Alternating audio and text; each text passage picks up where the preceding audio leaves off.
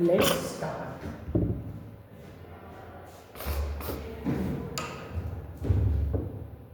Fine, 57%। Okay, तो अब तक हमारा क्या टॉपिक कवर हुए थे? Attachment, egoism, desire. आज का हमारा टॉपिक पता है क्या है? क्या है? Anger and abuse. द्वेष। द्वेष मतलब घृणा। देखो, वैसे तो सबको लगता है कि हमें किसी से कोई घृणा नहीं है या कुछ हो नहीं है, ठीक है। हल्की सी कोई बात हो जाए, वो इंसान बुरा नहीं बन जाता हमारी नजरों में? बन सकता है नहीं?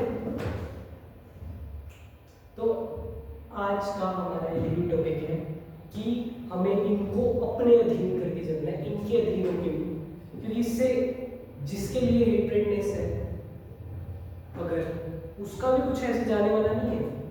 ये खुद की वृत्तियां होती हैं, अंदर से इंसान को खोखला बनाती है।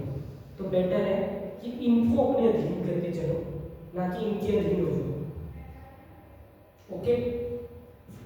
और ऐसे ही एक थर्ड पे जेलसी भी आती है।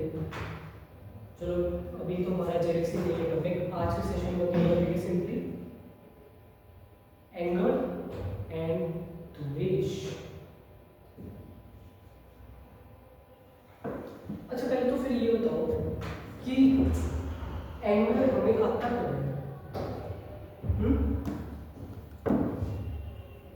एंगर कब आता है?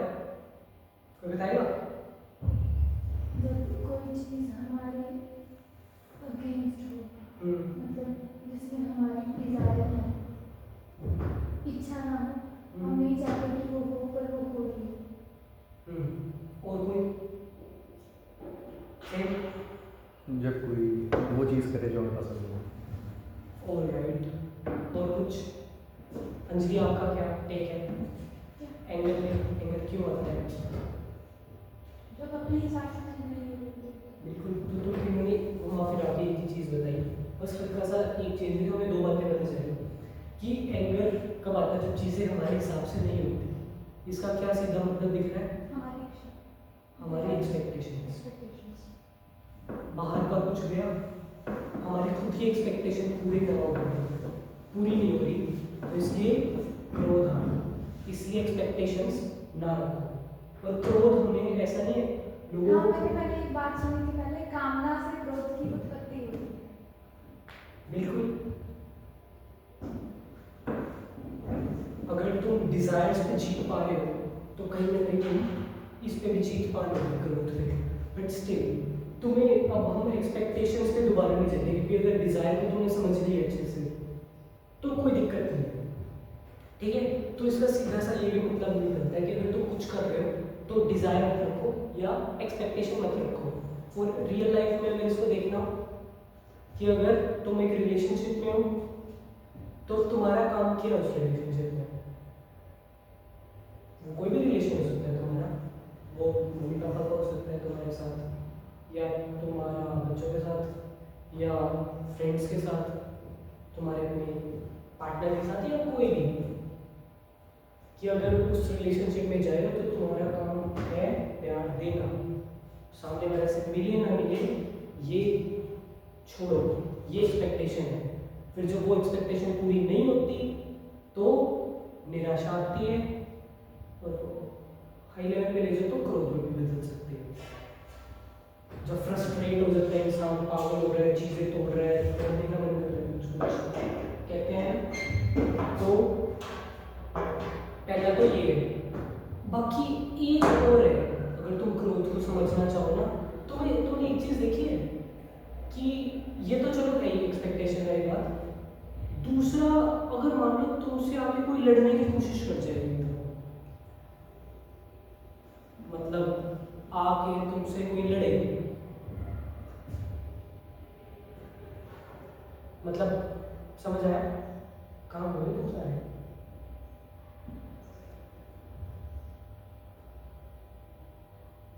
कोई बात नहीं, जानता हूँ रियल लाइफ से रिलेट कर रही है इस वक्त, कोई बात नहीं, it's okay, it's fine, let go करना सीखो।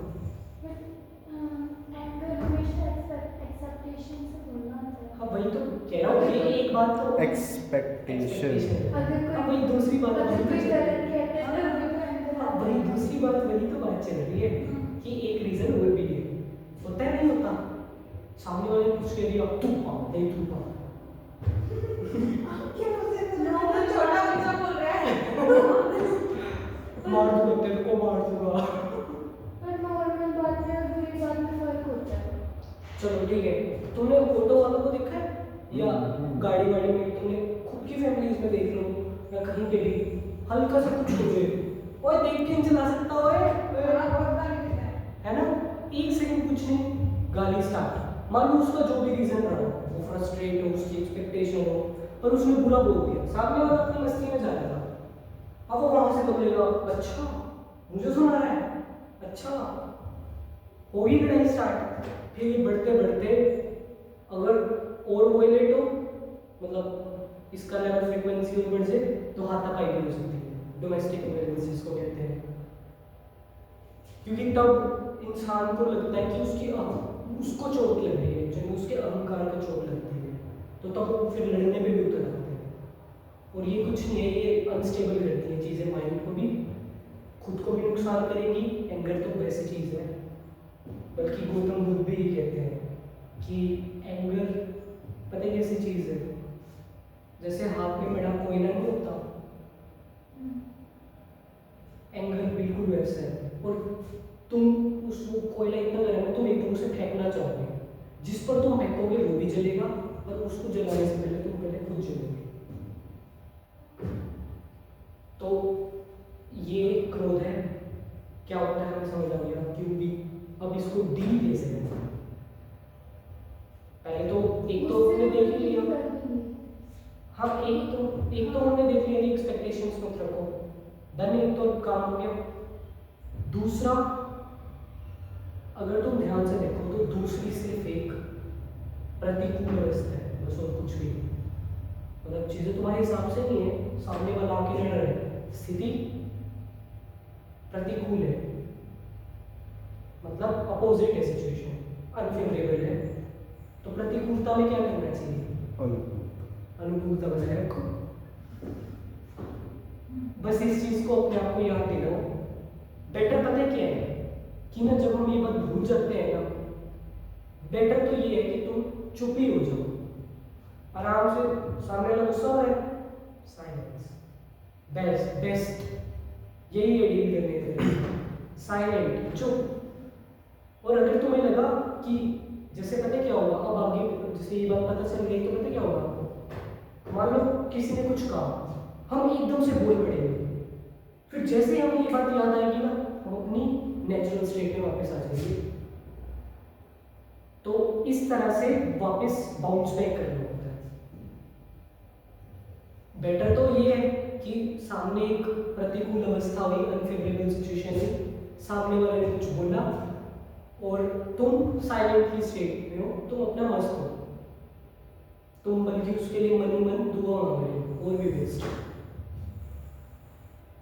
और अगर तुमसे गलती से कुछ उसके लिए निकल भी गया मुंह से या मन से, तो वापस अपनी नेचुरल स्टेट में वापस आ जाओ।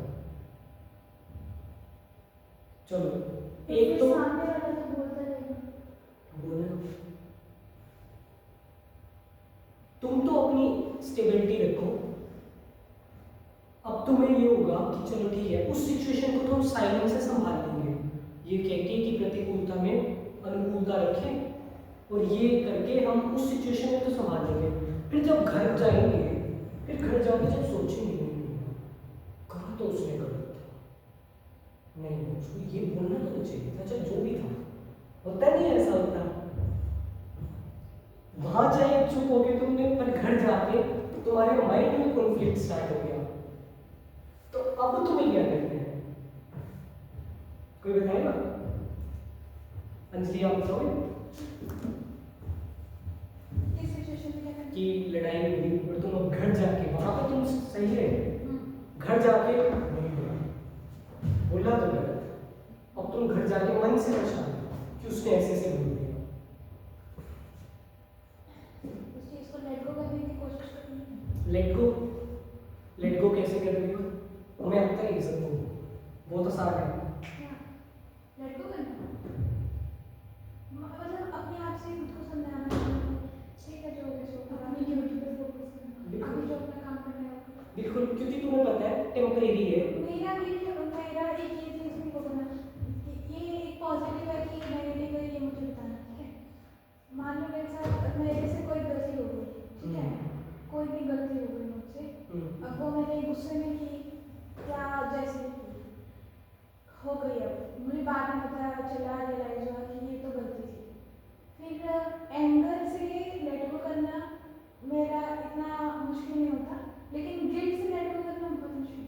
ओके, तो ये हमारा एक सवाल हो गया, तो हम एक काम करेंगे, एक बार सेशन कंप्लीट हो जाए, अभी टॉपिक से भटक जाएंगे तो ठीक है। बट ठीक है, ये बात है सवाल की, अच्छा है गिल्ट से कैसे, तो अभी हम एंगर पे रहते हैं, ठीक है।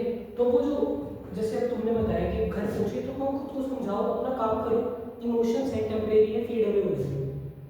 देखो ये तो है ही, पर अगर आप एंगर नहीं करोगे तो सामने वाला आपको फोर ग्रांटेड लेगा। इसका मेरे पास सॉल्यूशन है। अच्छा बताओ। जैसे फोर ग्रांटेड हमें कोई दे तो लोग बोलते हैं कि ये हमारे लिए गलत चीज़ है कि कोई हमको फोर ग्रांटेड दे देता है, लेकिन एक तरह से अगर सोचा जाए तो एक पॉजिटिव चीज़ है कि कोई हमारे को फोर ग्रांटेड ले दे, कि कैसा मतलब कि कितना अच्छा इंसान है, कि इसके साथ जैसा मर्जी बिहेवियर हो रहा है, ये अपनी एज इट इज सिचुएशन में है। बिल्कुल, तो यहाँ पे हमसे ये कहिए कि अगर कोई हमें फुल ग्रांटेड ले ले, टॉपिक से बेटर करेंगे, चलो थोड़ा सा डिस्ट्रैक्ट होके बात करते हैं। कोई बात नहीं, तुम्हारे ये दो सवाल हमारे पास आ गए, एक तो गिल्ट का और एक दूसरा फुल ग्रांटेड का। तो इसका हम सेशन के बाद ये दो सवाल भी कवर कर लेंगे आज के सेशन में।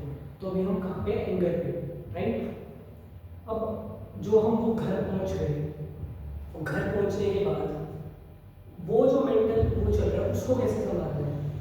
पहली बात तो देखो, अगर तो तुम अपनी नेचुरल उस वाली स्टेट में हो, like your soul power is at a level high, तब तो इन चीज़ों पे फर्क ही नहीं पड़ता। मतलब तुम्हें लेट गो करने की जरूरत नहीं, लेट गो उसी टाइम हुआ, बंद किया, एक बात खत्म, तुम घर आराम से आए, जैसे तुम नेचुरल स्टेट में हो वैसे रहे। ये तब होता है जब तुम अपने आप को एस्टेब्लिश के अंदर रखो, भगवान से जुड़े हो हर टाइम, तब तो तुम्हें इन चीज़ों का फर्क ही नहीं पड़ता। इट्स लाइक कि your energy is so high कि बाहर की एनर्जी का फर्क ही नहीं पड़ता। पर जब तुम्हारी सोल पावर थोड़ी नीचे आ जाती है, तब ये मेंटल कॉन्फ्लिक्ट स्टार्ट हो जाता है, तो उसके बाद तुम्हें लेट गो करने की जरूरत पड़ती है। चलो उसमें भी तुम्हें क्या करना है, बस ये मान के चलो कि टेम्परेरी है, इमोशंस भी टेम्परेरी है, अभी चला जाएगा। इस टेम्परेरी इमोशंस के चक्कर में मैं अपना काम क्यों छोड़ूं? जो मेरा ड्यूटी है, चाहे बेशक मुझे नहाना है, खाना है, सोना भी है, चाहे या अपना काम करना है या किसी से मिलने जाना है, वो क्यों छोड़ूं इस चक्कर में? तो वहाँ ध्यान दो, तो शिफ्ट कर्तव्य पे आएगा तो ये अपने आप लेटर हो जाएगी चीज़, इससे स्टेबिलिटी भी आती है, ठीक है। तो ये तो था, हमने एंगर को डील करने का देख लिया, ओके।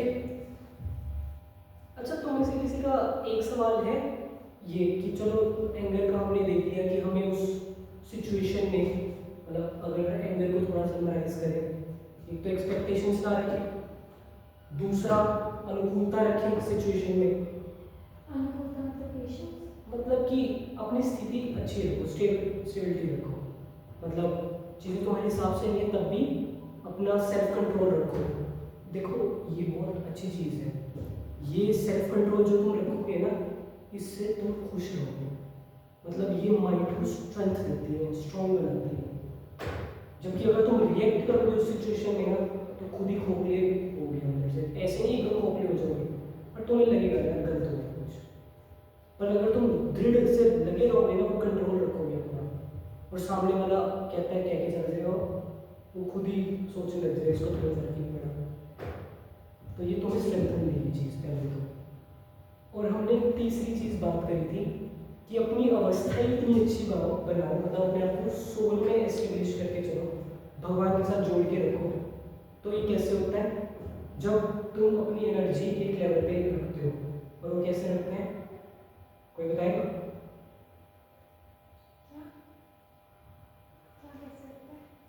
मतलब एनर्जी एक लेवल हम्म, एक ही सब कुछ ये सोचिए कि सब कुछ टेम्परेरी है और भगवान से जुड़ के सिंपल सी बात है, भगवान के साथ थोड़ा वक्त बिताना बेस्ट है। सुबह बिताना उठते पहला काम। तो जब इट्स लाइक कि मेडिटेशन में कहते हैं ना कि तुम्हारी एनर्जी एक हाई उससे कनेक्ट होगी, तो हाँ हाई एनर्जी से, तो योर माइंड गेट चार्ज, वो चार्जिंग हो जाएगी उसकी, चार्ज कहते हैं 10 मिनट्स हाँ थोड़ी देर एटलीस्ट। तो इससे तुम्हारी तो बनी रहेगी, तो वैसे ही फर्क नहीं पड़ेगा इन चीज़ों से, क्योंकि वो एनर्जी हाई है, वो इन पे हावी हो रही है, क्योंकि वो इनसे अपर लेवल पे। हर मेडिटेशन में भगवान का नाम लेना, तो भगवान को बैठ जाओ, भगवान को याद कर लो, अपने आप हो जाएगी। शांति से बैठ जाओ, चाहे उनका नाम ले लो, चाहे बेशक मंत्र चैंट ही कर लो, कुछ भी कर लो। कई ये भी करते हैं जैसे I know the body, I know the I know the body, I know the soul, I know the body, I know the mind, I am I know the body, I know even the mind.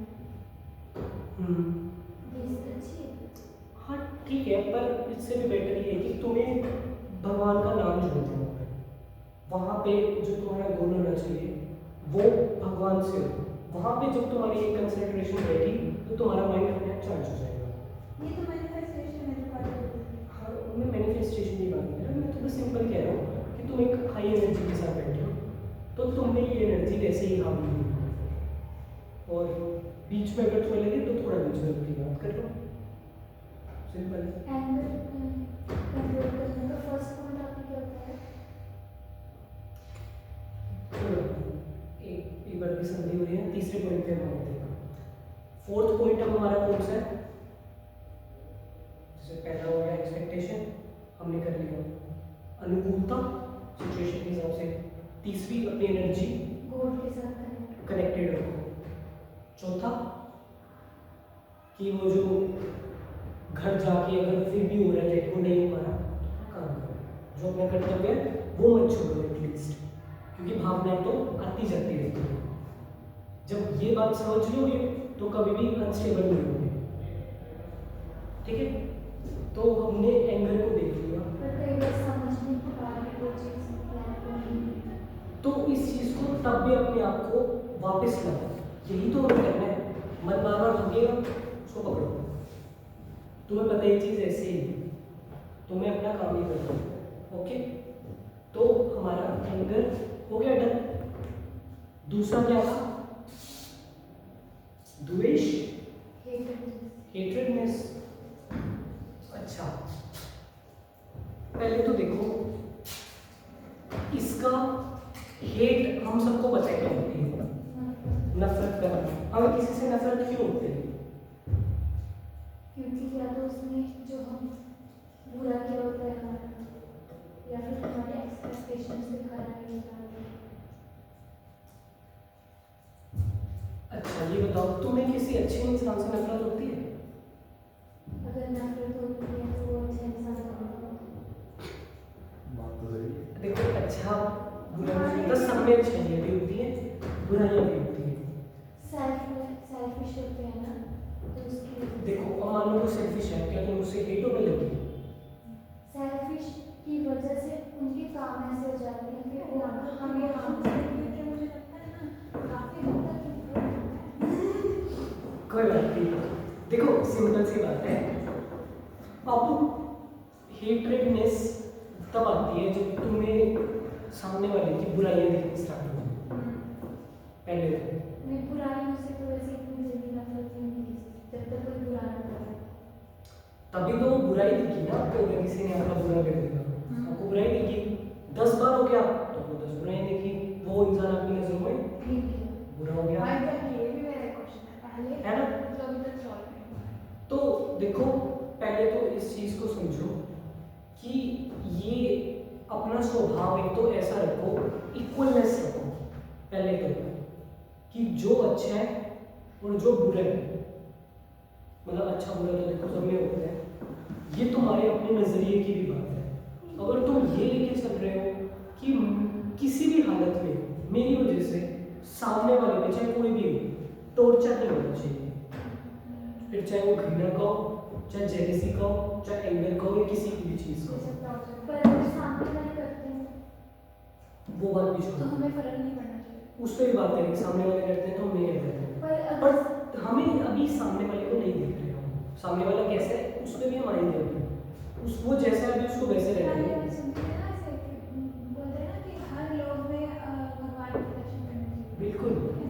तो उस time जब मैं बैठी होती तो मेरे mind में ये आता था कि जो बुरा आदमी है, जो बुरा बुरा काम कर रहा है, जो लोगों के साथ बुरा कर रहा है, क्या उसके लिए कैसे भगवान के दर्शन करें? तो बेटर है कि उन लोगों के लिए आप प्रेयर करो, it's more better, pray for them हाँ, रियली। पर इतना अच्छा होना जरूरी भी तो नहीं है ना, क्योंकि सामने वाला हमसे उनको प्रॉब्लम में जेलस कर रहा है सपोज करो, और हम सोचें उसका अच्छा हो जाए, बाद में इन फ्यूचर वही हमारे लिए बन जाता है। एटलीस्ट बुरा मत सोचो, पर अच्छा भी सोचना है, नॉर्मल भी रह सकते हैं। नॉर्मल हो, अच्छा बताओ, अच्छा सोचने की जरूरत क्या है, खुद पे वर्क ताकि तुम्हारे मन से उसके लिए बुराई ना निकले, इसीलिए अगर नहीं निकलती, अगर नहीं निकलती that's अच्छा भगवान ने सीधी सद्बुद्धि दो, ये भी याद रखो। ये तो बहुत अच्छी बात है, क्योंकि तुम अगर मन से उसके लिए प्रे कर रहे हो। अगर हम ज़्यादा ही अच्छे बनोगे तो सामने वाले यूज़ भी करेंगे, use in the sense just for use, या फिर काहे हम जितना बुरा दुनिया में समझ रहे होते हैं वो देखो इसमें ये है कि तुम्हें क्या करना है, तुम पहले वो देखो, सामने वाले को छोड़ो, सामने वाला जैसा है कहने दो, तुम्हें पहले अपने आप पे देखना है कि तुम्हारी वजह से, चाहे वो इंसान जैसा भी हो, तुम्हारी वजह से उसको टॉर्चर नहीं होना चाहिए, ना ही मन से, ना ही तुम्हारी वाणी से, ना ही तुम्हारे हाथों से या फिजिकली। ठीक है, ये टंग बहुत ऐसे नहीं होती, इसको बहुत ध्यान से चलाना होता है, बिल्कुल तलवार की तरह होती है, तो टॉर्चर नहीं होनी चाहिए। मेरी क्योंकि मम्मी कहती है ना कि जब मैं ज़्यादा बोलती थी उस टाइम, तो मम्मी कहती थी कि इस ज़ुबान पे कंट्रोल कर ले, ये ज़ुबान हमेशा खिलाती है, ये खिलार भी खिलाती है। देखो इससे पता है क्या होगा कि ना, अगर तुम ये लेके चलोगे ना कि सामने वाला इज लाइक डिवाइन, तो सबके अंदर है, कृष्ण इज एवरीवेयर। अब इसमें ये होगा कि जब तो तुम ये बात भूल जाते हो तो कहीं ना कहीं वो टॉर्चर हो जाता है, तो माफी मांगो मन से पहले तो। और अगर याद है ये चीज़ तो सामने वाले में, हर इंसान में प्रभु के दर्शन लेके चलो, उसके अंदर एक आत्मा है जो प्रभु का ही अंश है, उसकी बॉडी को कष्ट देना, किसको कष्ट देना, जब ये बात समझ लोगे तो कुछ नहीं होगा, बाकी उसकी फिर अपनी सोच है, फिर वो उसका माइंड के थॉट्स है। अगर तुमने हल्का सा मान लो तुमसे गलती हो गई, तुमने माफी मांगी पर सामने वाला माफी नहीं कर पा रहा, तब क्या करोगे? कुछ नहीं, अपना काम करो अपने। अगर तो मन से तुमने स्वीकार कर लिया पर सामने वाला तैयार नहीं, तो फिर सामने वाले की प्रॉब्लम है, खुद को माफ करो और आगे बढ़ो। ऐसे नहीं सामने मैंने तो सॉरी मांग ली, तू करेगा मत तो तू कर देगा, ये नहीं, वो मन से ये झूठ होती है जो ऐसे नहीं। जब तुम्हें खुद को पता होता है कि तुमने मन से माफी मांग ली है, और जब तुम मन से मांगते हो तो मोस्ट प्रोबेबली सामने वाले के मन कर ही देता है माफ, ये भी बात खत्म हो जाती है। पर फिर भी अगर नहीं कर पा रहा हो तो फिर उसके लिए प्रे करो। पर आजकल की दुनिया है ही ना ऐसी, उनका ऐसे ही हो जाती है ना, हाँ, चार साल दिखा देते हैं माफ करने में, नहीं, मान जाते हैं at the end, लेकिन बहुत मुश्किलें होती है। मतलब तुम ये कह रहे हो कि ना तुमसे गलती हुई, हाँ, तुमने तो अच्छे वे में जाके सामने वाले को मैसेज या फोन भी करके सॉरी भी कह दिया, सामने वाला ऐट में आ गया, मतलब सामने वाले को लगा कि ये तो झुक रहा है, वो चढ़ गया। नहीं हम ऐसे नहीं मैं अभी ये बोल रही हूँ, हाँ कि ऐसे नहीं बोले। ऐसा कोई बात होता है नहीं, ना, एक मिनट ऐसा होता है ना हाँ, कि तुम तो बड़े उससे सॉरी मांगने आया है और तू मेरे पे चढ़ी गई। मैं ऐसे तो वहाँ पे ना ये बहुत वो है, इस स्टेज पे तुम्हें पता है क्या करना है, तुम्हें ध्यान रखना है। देखो ये ना सामने वाला ना उस सिचुएशन का फायदा उठा सकता है, उठाते हैं। तो इससे तो बेटर है कि तुम मन से माफी मांगो और प्रे करो, पर फिर भी वो तो तुम्हारी इच्छा है कि तुम जाके झुक गए तुम एक तरह से, फिर वो सोल्व करने हैं, पर सामने वाला सुपीरियरिटी दिखाने लग जाता है वहाँ पे। अब इस सिचुएशन में तुम क्या करोगे, पहले तो ये तुम बताओ पहले, हाँ? तुम क्या करोगे इस सिचुएशन में? मेरे पास ऐसी सिचुएशन जब भी आई है, मैंने सामने वाले को Smile सुपीरियर करो। होने दिया। मेरे पास जब तो सुपीरियर, बस अभी मेरे को हाँ सुनना है, माफी वाला हो गया, मैं माफी मांगने आई हूँ ये, और मेरे को हर चीज़ का रियलाइज है ये वो करके तू थोड़ी देर के लिए मत बस सुपीरियर, और जब सिचुएशन नॉर्मल होगी फिर तो जिंदगी में सुपीरियर नहीं रहने वाली, तो फिर हम दोनों बराबर हैं।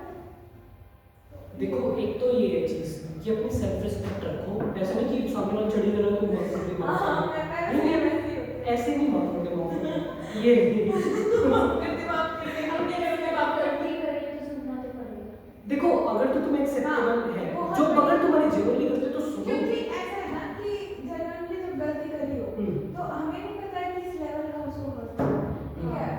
अब वो थोड़ा सुपीरियर बन गया, आपको थोड़ा सा निकाल ही रहा है, तो थोड़ा सुन लेने में मुझे थोड़ा हाँ कोई उसमें कोई दिक्कत नहीं, अगर जहाँ पे तुम जेन्युइनली गलत हो वहाँ अगर तुम्हें लगता है कि इतना तो गलत है, ये सुना भी देना, सुन लूँगी, ये सुन लूँगी, कोई दिक्कत नहीं है, वहाँ तो सुनो, सामने वाले की वो रखो कम से कम कि नहीं यार तो अपना है, तू सुना, कोई दिक्कत नहीं है।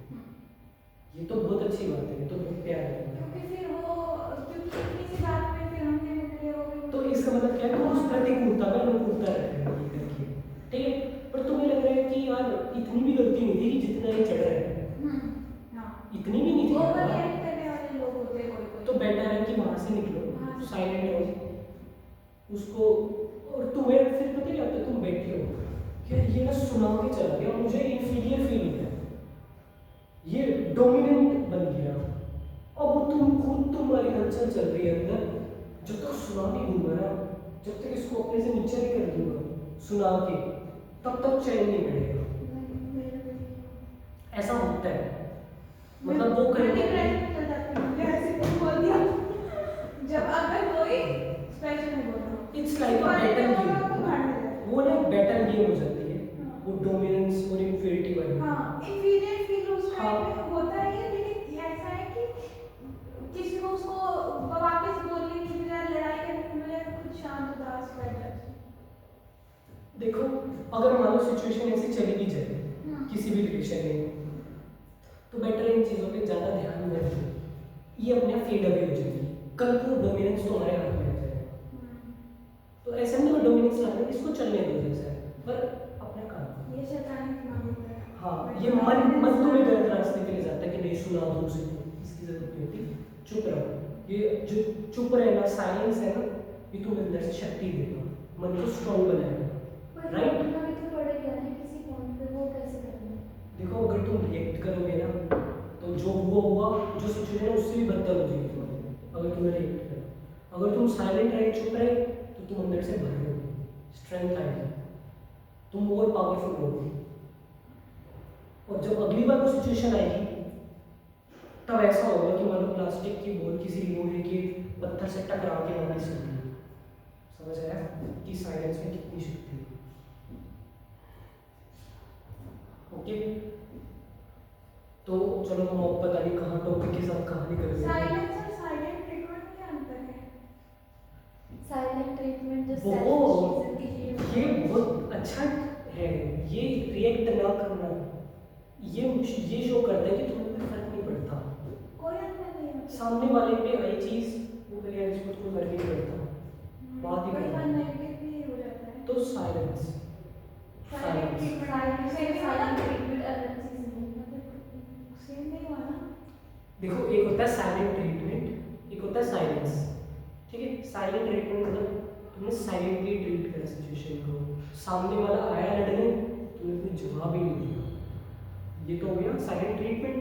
नहीं आप वो वाली वर्ड से रिकॉग्नाइज नहीं है आप कुछ। मैं बता रही हूँ साइलेंट ट्रीटमेंट यानी वो इंसान हाँ बोल ये जो मर्जी बोल, एक शब्द बोलना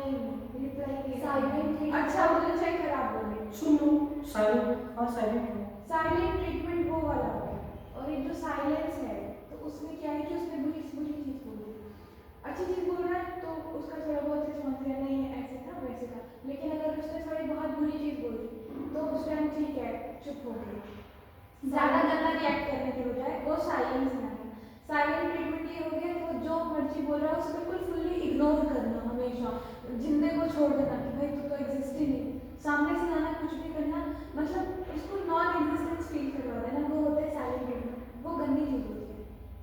वो बोल रही है कि साइलेंट ट्रीटमेंट होता है इंटेंशनली किसी को फील करवाना। वो समझ गया कि साइलेंट ट्रीटमेंट क्या होता है। और साइलेंस होता है, जैसे आप बोल रहे हो एंगर आया, अपने अनइंटेंशनली खुद को शांत रखने के लिए और सामने वाले को शांत रखने के लिए चुप हो जाना। साइलेंट ट्रीटमेंट मतलब सामने वाले को सबक सिखाने के तो लिए। हमें वही करना है ना, एंगर के टाइम पे गंदा रिएक्ट नहीं करना, साइलेंटली ले। देखो ये देखो सामने वाले, देखो साइलेंट ट्रीटमेंट होता है जो तुम बात कर रहे हो। एक तो एक सिचुएशन चल रही है, तुम वहां पे चुपचाप रहो, वहीं के वहीं तुमने एक अनुकूलता बनाई। अब बताओ कि साइलेंट ट्रीटमेंट था या नहीं? नहीं, फिर क्या था? साइलेंस। साइलेंस कहाँ से साइलेंस? यहाँ से भी, मन से भी और बाहर से। ओके। और जिस साइलेंट ट्रीटमेंट की आप बात कर रहे हो कि आप चुप ही हो गया, बात ही नहीं कर रहे, ये इसी की बात कर रहे हो ना? तो सामने वाला परेशान हो गया, हाँ वो बहुत परेशान है। तो वो टॉर्चर हो गया एक तरह से सामने वाले को। तो वो मत करो, सिंपल। क्यों सामने वाले को टॉर्चर करना है? तो सही तुम्हारे पास इसका जवाब। देखो इतना ध्यान रखो, एक ना हमने लास्ट टाइम एक एग्जाम्पल की बात नहीं करी थी, टीथ और टंग की। टीथ स्ट्रॉन्ग होते हैं, मतलब प्रोटेक्ट करके रखते हैं। मतलब क्या होते हैं? मजबूत होते हैं, बहुत ज़्यादा टाइट, इसलिए टूट जाते हैं। और टंग सॉफ्ट होती है। मान लो अगर दांत के अंदर में कीड़ा ही लग जाए या कुछ फंस जाए, वो प्यारी सी टंग हर वक्त जब तक उस दांत से निकाल नहीं देगी उस कीड़े को, या कुछ खाने की चीज़ फंस गई, पूरा दिन वहाँ पे जाती रहेगी, वो अपनी सॉफ्टनेस उस टीथ को लगाती रहेगी। पर जबकि टीथ कई बार टंग को भी काट देते हैं, स्ट्रॉन्ग होते हैं इसलिए टूट जाते हैं, टूट भी जाते हैं, पर टंग टूटती नहीं, वो अपनी सॉफ्टनेस बनाए रखती है। वो अपनी जेंटलनेस रखो, सामने वाला जैसा भी है तुम अपने बिहेवियर में रहो। टंग तो हमारी जेंटलनेस को रिप्रेजेंट करती है। टीथ किस चीज़ को रिप्रेजेंट करती है? Boundaries, tortures. तो तुम्हें टीथ नहीं करना है, तुम्हें टंग ही रहना है किसी भी सिचुएशन में। अपनी जेंटलनेस तुमने ही बोलनी, सामने वाला तुम्हें गलत बोल रहा है, तुम नहीं बोलोगे। Let them be as they are. It's better कि अगर तुम्हें होगा कि यार चलो प्यार करते हो यार, ऐसा भी नहीं करना, पर एटलीस्ट तुम मन से प्रे तो कर सकते हो। वो अपनी जेंटलनेस मन से तो रख सकते हो ना, अपने मन से ही रखनी होती है अगर तुम फिजिकली एक्सप्रेस ना कर पाओ। तो अपनी उस जेंटलनेस को तुमने नहीं खोना। तो अब बताओ बाहर की सिचुएशन का तुम्हारे ऊपर भी फर्क पड़ा? तुम तो वैसे ही हो जैसे हो, तो अपना कंट्रोल अपने पास ही रखो, ठीक है? अच्छा, अगर किसी के चले जाने से एम्प्टीनेस फील होता है, उसका क्या इलाज? कनेक्शन विद गॉड, वो धीरे-धीरे देखो ये तो है कि किसी के चले जाने से एम्प्टीनेस फील होता है। देखो ये तब होता है कि तुम्हारी लाइफ में अगर वो कनेक्शन नहीं है, मतलब भगवान वाला, अगर भगवान वाला कनेक्शन है ना, वो डिवोशन, वो लव है, वो चाहे तुम्हारे अपने पार्टनर से हो, मम्मी से हो, किसी भी से भी, या भगवान से हो, बट इट्स अ लव। जब वो लव आता है ना इंसान की उसमें अंदर, वो पूरी सबके लिए भी हो सकता है, वो किसी के लिए, पर वो लव हार्ट को सॉफ्टन करता है। वो जो वॉइड की आप बात कर रहे हो ना, एम्प्टीनेस की, वो एम्प्टी नहीं रहता, वो भरा रहता है इंसान। तो अब आपका सवाल था कि वो चाहे पार्टनर से हो या किसी इंसान से हो, पर है तो वो लव ही। तो वही लव अगर भगवान से होता है ना, तो वही भक्ति भी होती है, तो इंसान अंदर से भरा रहता है, कनेक्टेड रहता है। गिवर बन जाते हैं। ये भी है, तो अपने बिहेवियर में लव लाना नहीं है, ऐसी चीज से जुड़ना है सिर्फ जो अपने आप में लव है। मेरे भगवान। हाँ, तो तुम लव कर रहे हो, तुम लव हो, फिर तो वो फैलती है चीज अपने आप। फिर एक इंसान के लिए नहीं, वो सब तक पहुँचती है। फिर वहाँ पे ये फर्क ही खत्म हो जाता है, तू अलग मेरा अलग, तू भी सेम मैं भी सेम। आ गई ना वो चीज़, वहाँ आ गया ना लव, और वो फिर वननेस वो कभी भी जो लव होता है वो कभी भी एम्प्टीनेस नहीं है। बिल्कुल भी नहीं, तुम भरे रहोगे अंदर से, और वो वननेस एक ही है, सत्य जो आप में भी है, मुझ में भी है, हर जगह। तो आ गया ना प्यार यहाँ पे अपने आप। तो इस प्यार को, हम्बलनेस को लाओ अपने बिहेवियर में, एक के लिए, सबके लिए। और जब ये आ जाएगी तो तुम्हें अपने आप से कोई ऑब्सेशन नहीं होगा, सामने वाले से कोई हेट्रेडनेस नहीं होगी, सामने वाले की भी किधर आएगी, प्यार आएगा पर मुझे तो है ऑब्सेशन, खुद से। ऑब्सेशन उसमें जैसे ऑब्सेस नहीं बोलते हैं, ऑब्सेस तो एक अलग बात हो गया, और खुद से यानी मतलब खुद को पसंद करना, सेल्फ लव। हाँ, वो कहीं ना कहीं वो देखो, ऑब्सेशन से तो नहीं आता ना। नहीं देखो, एक होता है सेल्फ लव। सेल्फ मतलब क्या? सेल्फ मतलब अंदर की जो आत्मा है, आत्मा जो फ्री है चीजों से, आत्मा में भी गोल का ही अंश है। तो तुम वहां पे अपने आप को फ्री करके तुम उस भगवान के लिए वो रख रहे हो चीज, वहां पे तुम अपना सेल्फिशनेस हटा रहे हो। That's fine, that's totally and that's is actually fine. जब तुम्हारे जो सेल्फ लव बढ़ता है ना, तो तुम देखोगे कि दूसरों से तभी तुम्हारा प्यार बढ़ता है। सेल्फ को हमने समझ लिया किससे? मान लो जिसको इंसान को खुद से प्यार नहीं है, दूसरे से होगा? होगा? नहीं ना? तो मतलब ऐसे से उसको एडमायर करते रहना अपने आप में, जैसे दूसरों से बोल के नहीं, जैसे बोलना तो वो सुनाना होता है, टाइम होने वाला है सेशन। लेकिन जैसे खुद को एडमायर करते रहना कि thank you God for this, तो मतलब जो भी है, तो वो क्या मतलब वो भी बुरी चीज़ है क्या? नहीं, बस अपने आप को, अपने आप की कोई एग्जिस्टेंस मत समझो, इस तरह से समझो कि सब कुछ भगवान का ही है, एवरीथिंग बिलोंग्स टू हिम।